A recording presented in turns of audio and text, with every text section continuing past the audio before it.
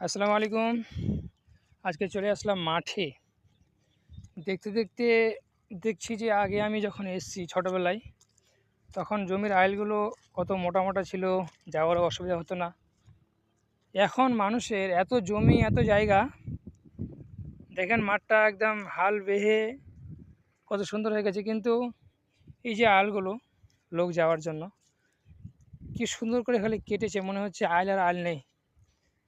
তো এমনটা করছে এরা, এত জমি থাকা সত্ত্বেও আইলটা কেটে, কেটে শেষ। তখন চলাফেরা করার অসুবিধা। এটা হচ্ছে মানুষের কমতি, যে মানুষ চায় আর চায়, চায় আর চায়। আইলটা একটু মোটা আছে, আরও ছাড়ছে। তো দয়া করে আপনারা কেউ ওইভাবে করবেন না।